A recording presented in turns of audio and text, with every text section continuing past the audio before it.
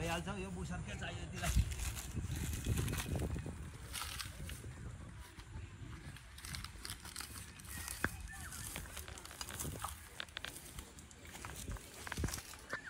यो सानो घर पनि हो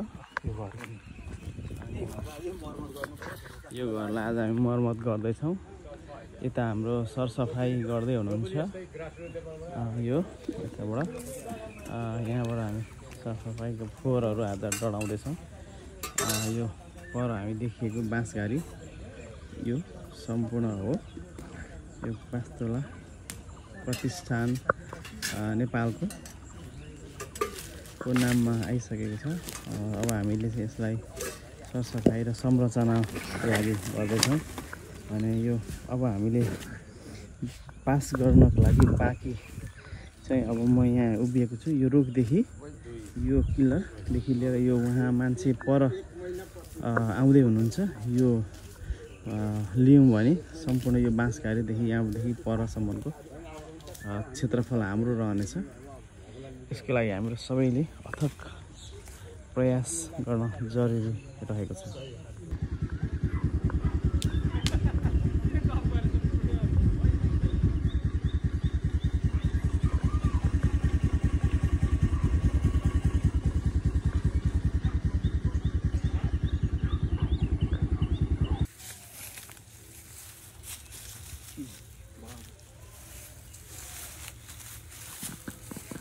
उनीहरूलाई जोड्ने ठाउँमा उभिएका छौँ हामी लामो सङ्घर्षका साथ हामी अगाडि बढेका छौँ बास्तोला प्रतिष्ठान नेपाल को उन्नति प्रगतिको लागि हामी अनवरत रूपमा खटिरहेका छौँ कठा नम्बरी जग्गा अनि हजुरको त्यो माथि 40 फुटे बाटो छ नक्सामा पारीको चाहिँ ठ्याक्क जाल्पा मन्दिर भयो खोला पारी ओइलाने जग्गा हाम्रो 2 कट्ठा छ जम्मा हाम्रो 3 कट्ठाभन्दा माथि जग्गा छ रहेको छ यो पिलरदेखि माथिल्लो पिलरसम्म हामीले 1 कट्ठा जमिन खरिद गर्ने क्रममा छौँ र 10 दूर जग्गा त हामीले पासै गरिसक्यौँ र अब 10 दूर जग्गा बैना मारेका छौँ बास्तोला प्रतिष्ठान नेपाल भनेको एउटा सामाजिक नितान्त सामाजिक मञ्च हो अथवा बौद्धिक मञ्च हो यसमा हामी मोरङ सुनसरीका सम्पूर्ण बास्तोलाहरू अटाउने हिसाब किताबले हामीले विधान तयार गरेका छौँ 29 गते शुक्ल पूर्णिमाका दिन वैशाख शुक्ल पूर्णिमाका दिन गोठ पूजा गर्ने निधो गरिएको हामीले पूर्व जानकारी पनि गरिसकेका छौँ उक्त दिन सम्पूर्ण मोरङ तथा सुनसरीका बास्तोला दाजुभाइ तथा दिदीबहिनीहरू हाम्रो पनि भइरहेको छ र तपाईहरु सम्पूर्ण मोरङ तथा सुनसरीका दाजुभाइ तथा दिदीबहिनीहरू बास्तोला छैरी दाजुभाइ तथा दिदीबहिनी यहाँ उपस्थित भई हाम्रो परम्परागत रूपमा चलिआएको गोठ पूजालाई मा सहभागिता भई आफ्नो सरसल्लाह सुझाव र सहयोग प्रदान गर्दै हुन म बास्तोला कुलस्या समिति नेपालको तर्फबाट म अध्यक्ष टीका प्रसाद बास्तोला छु र सबैको साथ सहयोग रह्यो भने मात्रै कुनै पनि काम सम्पन्न गर्न सकिन्छ यस बास्तोला प्रतिष्ठान नेपालमा समाहित भई आफ्नो सकेको आफूबाट सकेको सहयोग प्रदान गरी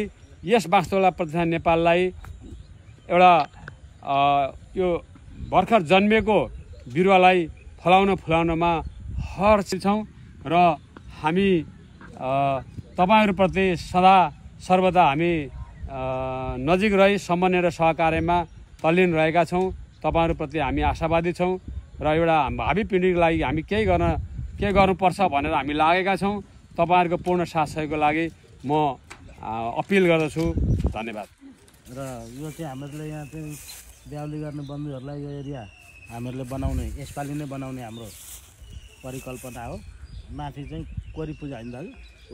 कोरी पूजा मन्दिर बनाउने हाम्रो लक्ष्य टीका प्रसाद बास्तोला ठ्याक्क घर चाहिँ उता परको यो ठुलो हरियो घर हो रुखको बारेमा पनि यो ठुलो रुख छ नि हाम्रोमा हाम्रै जग्गाभित्र पर्ने हो यो बास्तोला प्रतिष्ठानकै भित्रको उसभित्र हाम्रो जग्गाको प्रोपर्टी भित्र हो हजुर त्यो सिमलबाट पनि हामीहरूले चाहिँ 1 लाखको हामीहरूले आम्दानी गर्न सक्छौँ यसलाई ठ्याक्क 2 इन्चीको तक्सी काटेर मन्दिरमा पनि युज गर्न सकियो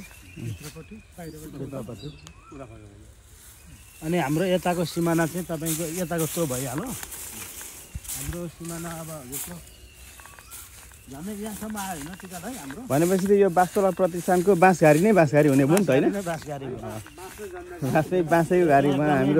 हामीले पाएको यो हाम्रो सौभाग्य पनि हुनसक्छ होइन संयोग पनि हुनसक्छ टिका दाइले यसमा चाहिँ धेरै पहल गरेर यो बनाउनु भयो यो पारी पनि एउटा संस्था बस्दैछ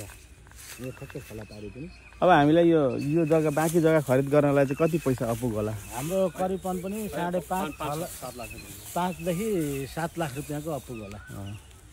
त्यसपछि चाहिँ हाम्रो यो सबै हाम्रै प्रोपर्टीमा आउँछ सबै प्रोपर्टी बनाउँछ धन्यवाद